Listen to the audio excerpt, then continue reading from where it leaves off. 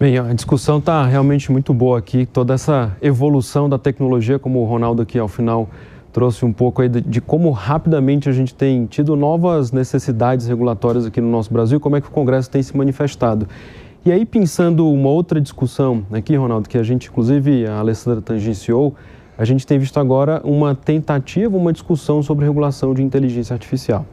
A Europa já regulou, outros países regularam, e a discussão que fica é como é que a gente consegue trazer uma regulação que traga o nosso país como um polo de desenvolvimento e, ao mesmo tempo, a gente não impacte outros incentivos como relacionados a direitos autorais, como é que a gente consegue incentivar que plataformas pequenas também consigam surgir nesse meio.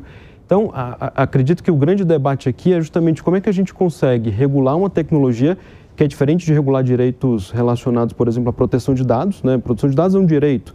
E há uma tecnologia que perpassa tudo, perpassa a produção de dados, perpassa crianças e adolescentes. Então, nessa multifacetada tecnologia, como é que a gente consegue ter uma regulação que traga o nosso país para esse desenvolvimento? E junto com isso também, um outro ponto é essa questão dos direitos autorais, né? Como é que a gente consegue compatibilizar o incentivo ao desenvolvimento autoral, treinamentos de plataformas, que inclusive entra nisso, né? Como é que vai identificar um conteúdo de uma criança? Enfim, como é que a gente consegue fazer todo esse caldeirão aqui com a tecnologia e inteligência artificial? Excelente. E antes de responder, e obrigado pela pergunta, Caio, você até falou do caso, né, das escolas em que os alunos usam tecnologia para fazer uma nudez de um colega, esse tipo de coisa.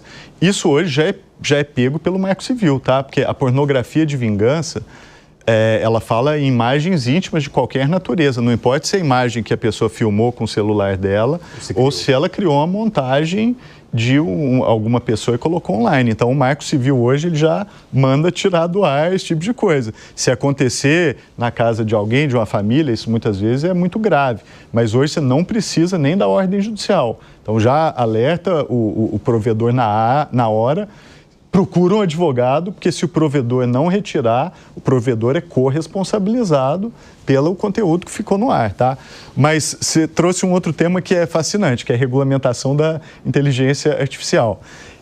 O Brasil hoje está discutindo uma lei para regulamentar inteligência artificial aqui. É uma lei muito inspirada no modelo europeu, né? A Europa tem lá o EU AI Act, que é a lei europeia. É uma lei que está no processo de entrar em vigor, ela tem uma entrada em vigor escalonada, né? Ainda não entrou tudo. E a própria Europa agora está meio que querendo se distanciar um pouco do seu modelo, porque está percebendo que a regulação que foi feita lá é capaz de engessar a possibilidade da Europa desenvolver inteligência artificial localmente. Qual é a consequência disso? É a Europa virar para sempre consumidora de IAs que vão ser feitas nos Estados Unidos, na China e em outros países, e não participarem com empresas europeias do desenvolvimento da inteligência artificial. Aí o Brasil pegou esse modelo e trouxe para cá, né? Então é um modelo muito protetivo, é um modelo que tem uma responsabilização a priori.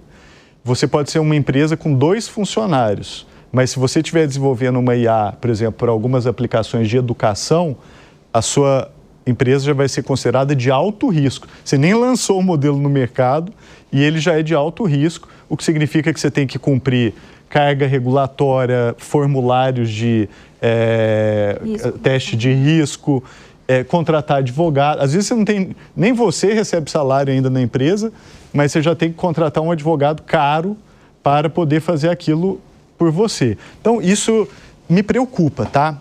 Porque o Brasil é um país em desenvolvimento. A gente é muito diferente da Europa. E o Brasil, o que eu acho que a gente deveria ambicionar é a gente não ser só consumidor de tecnologias feitas em outros lugares.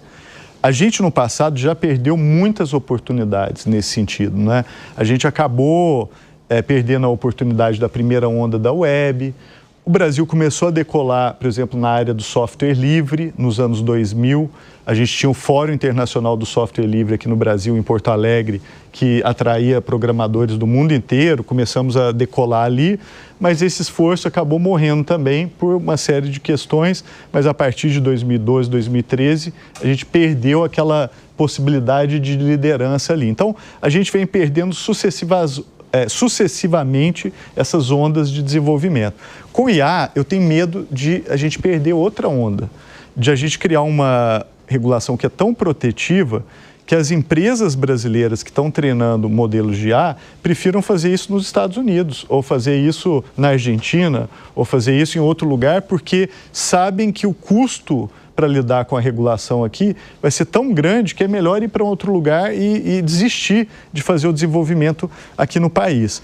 Então, isso me preocupa, especialmente porque, na minha visão, o maior risco que o Brasil corre é o risco da gente ficar totalmente fora do desenvolvimento da inteligência artificial. Ou seja, a gente virar consumidores para sempre dessa tecnologia que é crucial. Mesmo tendo potencial para ser protagonista. Temos. E no Brasil, gente, tem empresa desenvolvendo IA fundacional em Uberlândia. Estava conversando com o pessoal lá agora. Em Goiânia tem o CEIA, que é o Centro de Excelência em Inteligência Artificial, vinculado à Universidade Federal de Goiás, que tem a primeira graduação do Brasil em inteligência artificial, passou medicina no número de candidatos por vaga. Você tem a Maritaca, que é outro modelo fundacional brasileiro de linguagem. Então, não é que assim o Brasil não tem capacidade, sabe? Se a gente fosse um país muito pequeno, um país que não tem uma população de 200 milhões de pessoas, que não tem universidades estabelecidas como a gente tem aqui. A gente tem universidade de ponta no país todo, a gente tem o Porto Digital em Recife, a gente tem todo o ecossistema de Florianópolis, de software, que é fantástico. Tem a Universidade Federal de Campina Verde. Até para abrigar as data centers, né? A gente tem o meio ambiente super promissor para a gente receber as empresas e colocar as data centers energia renovável. no Brasil. Exato. E a outra coisa é essa, assim, o futuro, né, ele envolve o data center, porque o data center, ele é a infraestrutura do futuro. O que acontece? Tem muita gente que diz hoje, a inteligência artificial é a nova eletricidade. Hoje a eletricidade está em tudo quanto é lugar. Os países que se eletrificaram primeiro deram um salto. Imagina você lá em 1890, alguns países ali com lampião de óleo de baleia, o que já é um desastre, inclusive ambiental, né? Tinha que matar a baleia para pegar o óleo para acender lamparina nas cidades. E aí o outro país vai lá e começa a gerar eletricidade, eletrifica tudo. Nova York é um exemplo. A cidade de Nova York, que muitos brasileiros aqui admiram, vão lá, férias, etc. A potência da cidade surgiu por causa da eletrificação prematura. Eles pegaram a onda da eletricidade. Então, o Brasil pode atrair data centers e ter uma infraestrutura poderosa nisso. Por quê? Porque nós temos energia renovável. E água. E água. A data center precisa dessas duas coisas, precisa de energia e precisa de água. O chip sem eletricidade, ele é um pedregulho, ele não serve para nada. E o chip sem água, ele vira um chuveiro elétrico, literalmente, só que um chuveiro elétrico sem a água. Então ele dá curto e se dissolve. Então você precisa resfriar o chip, você precisa de eletricidade. Agora, a base elétrica brasileira, medida em 2023, 93% da eletricidade gerada aqui no Brasil é renovável. A geração centralizada, não é nem a distribuída, porque aí é 100%. A centralizada é 93%. A média mundial é 28%. Então, a verdade é que o Brasil pode enriquecer com inteligência artificial. A gente pode ficar rico, se desenvolver, se a gente tiver um plano para chegar ali. Inclusive, o governo está agora, né, anunciando que vai ter uma medida provisória para atrair data center para o país, justamente para aproveitar dessa capacidade que a gente tem de geração de energia renovável. Agora, isso é muito doido, porque é como se você estivesse com um pé em duas canoas diferentes, né? De um lado você quer atrair data center e do outro lado você quer passar uma lei de inteligência artificial que repele qualquer desenvolvedor de inteligência artificial do país.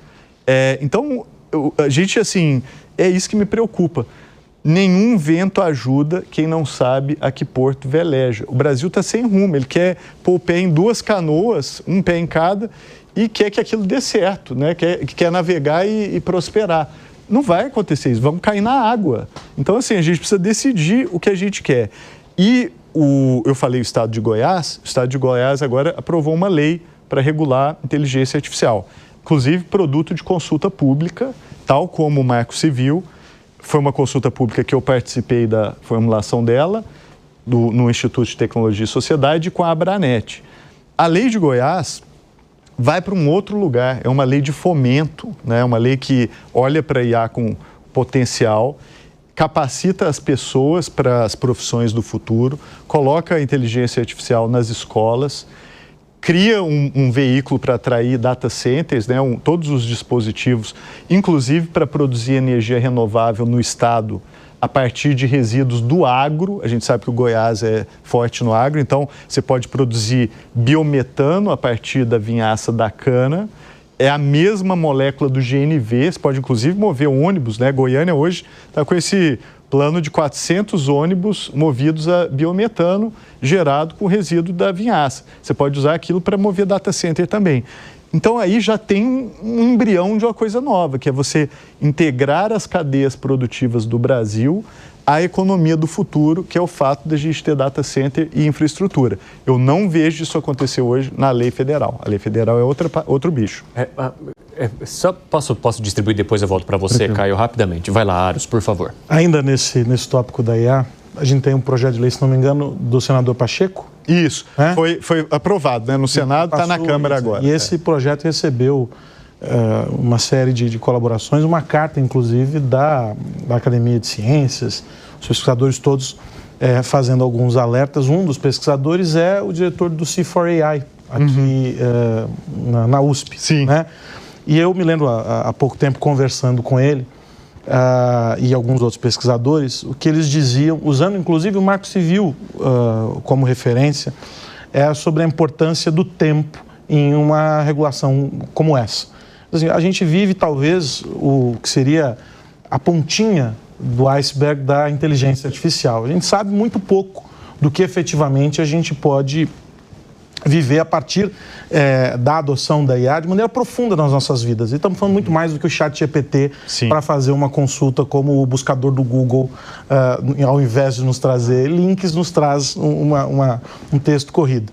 De maneira profunda, a IA presente nas nossas vidas. E o alerta que esses cientistas fazem, talvez na linha do que alguns pesquisadores dissidentes da OpenAI no ano passado ou retrasado diziam, era que, justamente pelo fato de não sabermos o que vem por aí, que uma regulação poderia ou impedir que algo muito bom nasça, ou garantir que algo muito ruim prospere de um jeito pior ainda. E que o caminho seria esperar, talvez, uma carta com um norte, um conjunto de orientações ou princípios que vão garantir esse caminho por um período, para que então, mais maduros, nós fôssemos capazes de legislar. Fazendo um apanhado do que se tem no mundo, a gente tem discussões que aceleraram muito, criaram regulações por interesses políticos e não com a finalidade do debate público, e que proibiram a IA de maneira muito específica. A Itália, se não me engano, nós tivemos algumas legislações muito pontuais. Outros países que suspenderam a discussão no meio do caminho porque, ficou complexo demais para a gente discutir agora. Qual que é a tua visão sobre isso? É cedo demais para regular? Mesmo que façamos a consulta pública ou o que quer que se queira, nós precisamos primeiro entender o que a gente espera da IA enquanto nação, e aí é um projeto de Estado e não um projeto de governo? Olha, regular, eu acho que qualquer hora é hora, e até quanto mais cedo, melhor. A questão é, qual é a regulação, né? A regulação, se ela fosse um carro, ela tem dois elementos centrais, que tem que ter motor e tem que ter freio. Então, o motor é para acelerar, é para gerar oportunidades, emprego, etc. O freio é para você ter os controles de isso aqui tem que ser desenvolvido de forma responsável, você tem que ter a questão de preservar a segurança, inclusive segurança nacional, segurança das pessoas, você tem que pensar até na questão de aceleração econômica, né, para não ter perda de empregos, pensar na questão da competitividade. Então, a regulação ela pode ser freio ou motor. A lei federal hoje, ela é 80% freio e ela tem um motorzinho elétrico lá de uns 3 cavalos, bem fraquinho, que está lá pequenininho, meio escondido dentro da lei. Pô, um carro que você põe primeiro freio e não põe motor, eu acho que está equivocado. A lei de Goiás é o contrário. Ela é 75% motor e 25% freio. É um freio bonito ali, ABS, etc. Mas você tem um motorzão ali para fazer o negócio acontecer. Então, o ponto-chave aqui é o seguinte. A IA, ela é uma oportunidade de desenvolvimento. Países que são competidores nossos e que eram mais pobres que o Brasil 10 anos atrás, estão passando à nossa frente porque estão apostando nisso. Eu vou dar o exemplo da Índia, tá? No ano de 2010, o Brasil era mais rico do que a Índia, tá? O nosso PIB era maior do que o PIB indiano. Hoje, passados ali 15 anos, o PIB da Índia é o dobro do nosso. A Índia não só enriqueceu, como virou 2 vezes, né? 100% mais rica do que o Brasil hoje. E em PIB per capita, né? A imagem do brasileiro, né, de muito tempo é que a Índia era um país muito pobre, né? O PIB per capita indiano hoje é equiparado ao do Brasil. Na década de 90, o PIB per capita da Índia era $300. A Índia era muito pobre, tá? O PIB brasileiro era $6.000, para você ter uma ideia, nos anos 90 e 94. Hoje, o PIB per capita da Índia é igual ao do Brasil e o país como um todo é economicamente o dobro do Brasil. Só que não é só a Índia, não. A gente está vendo isso agora com o Vietnã. O Vietnã acelerando, inclusive roubando mercados do Brasil no agro. O Vietnã está virando uma potência no café, por exemplo. E todos esses países levando os pesquisadores brasileiros, né? Levando pesquisador brasileiro. A China, por exemplo, usando a IA agora de forma muito arrojada, conectando IA no serviço público, conectando IA nas empresas para gerar eficiências. Os Estados Unidos nem se fala, né? O governo anunciando que vai investir $500 bilhões num projeto de data center nacional, chamado projeto Stargate, ou seja, algo que virou central ali para o país. E o Brasil ficando para trás, né? Eu tive agora na Estônia gravar o Expresso Futuro, que é a série de documentários que eu faço para o canal Futura. E na Estônia, pessoal, a Estônia é um país que tem 1.300.000 habitantes. Um bairro de São Paulo é maior do que a Estônia. Só que a Estônia, Evandro, tem 10 empresas unicórnio, que são empresas que valem mais de $1 bilhão. E várias conhecidas, a Wise, né? TransferWise, muita gente conhece, a Bolt, que é uma concorrente do Uber, Verif. E aí você fala, gente, é de um tamanho de um bairro de São Paulo, os caras têm 10 unicórnios. Aí você vai fazer a retrospectiva do que eles fizeram, tomaram as decisões certas na hora certa.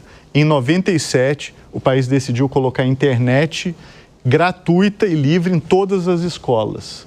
Foi controverso, não é que foi uma decisão assim simples. Eles foram lá e colocaram do mesmo jeito. E agora, neste ano, a Estônia está em primeiro lugar do PISA da Europa. O exame PISA é feito em todos os países do mundo para medir o nível educacional. A Estônia ultrapassou a Suíça, ultrapassou a Finlândia. Por quê? Porque o sistema educacional deles voou. E qual é a última decisão que eles fizeram? Colocaram agora inteligência artificial para todas as escolas. Eu visitei a escola lá, todos os alunos, a partir do ensino médio para cima, né, para criança, não faz o menor sentido. Todos têm licença do melhor modelo de IA para você usar livremente na escola para pesquisar, ajudar a fazer trabalho, fazer exercício matemático. Foi controverso? Foi. Muita gente critica. O aluno vai ficar preguiçoso, vai deixar de aprender. Mas falavam isso em 97 também com a internet, né? Que o aluno ia copiar tudo dos sites, que ia perder a capacidade dele de fazer exercício. Então, a Estônia tomou decisões ousadas em horas ousadas. E é isso que eu sinto falta no Brasil. O Brasil está esperando primeiro todo mundo passar na frente, inclusive a Índia, o Vietnã e outros, para ir falar, talvez aquilo ali dê certo, então vamos atrair uns data centers aqui e ver o que acontece. Não, gente, a gente precisa de ousadia. O Brasil é um país pobre. A gente precisa se desenvolver, a gente precisa gerar riqueza, emprego, preparar a nossa população para a economia do futuro. Não dá para a gente ficar brincando de vítimas da IA, porque o que a gente está fazendo é isso, colocando o Brasil no papel simplesmente de vítima da IA. Eu não quero ser vítima, não, eu quero ser protagonista. Quero que o Brasil assuma o seu protagonismo com todas essas capacidades e universidades que a gente tem e compita ali, faça os seus modelos locais para ser competitivo no mundo todo. Mas se o projeto como está a avançar, nós vamos estar no final da fila. Final da fila porque mata o modelo open source, né, o modelo de código aberto. Ele cria uma responsabilização... Do autor, né? Por exemplo, se tem uma área que eu acho que o Brasil pode prosperar em IA, é em modelos abertos de inteligência artificial. Eu até acho que nós não vamos conseguir fazer um chat GPT igual do chat GPT, mas modelos abertos, seja para aplicação no setor bancário, seja para aplicação no agro, por exemplo, segmentado. Esses dias eu vi uma startup de visão computacional para o agro. Eles criam um robozinho, tem painel solar, você coloca na lavoura, ela vai filmando todas as plantas da lavoura, identifica o que é praga e vai lá e coloca o defensivo só na praga. Sim. Então diminui radicalmente o uso, o robô é autônomo, ele navega com GPS. Tecnologia brasileira, desenvolvida com visão computacional aqui. Isso nenhum outro país tem capacidade, porque ninguém tem as lavouras que a gente tem, você entendeu? Para testar isso na prática. Então, a gente tem que ter essa ambição e a gente tem que parar de nos colocar nessa posição de vítima. O modelo atual, que está em discussão na Câmara, ele mata várias das possibilidades que são exatamente as que o Brasil é competitivo. A começar por essa questão do modelo open source. Então, assim, dá para mudar? Dá, mas, assim, a sociedade precisa ser ouvida. Eu estou convencido, assim, de que quanto mais você escutar a sociedade brasileira e as suas capacidades como um todo, mais boas ideias você traz. Esses modelos que são de cima para baixo, que vêm prontos, eu desconfio, tá? Eu acho que, assim, quanto mais de baixo para cima, mais eficaz a gente tem o modelo legislativo.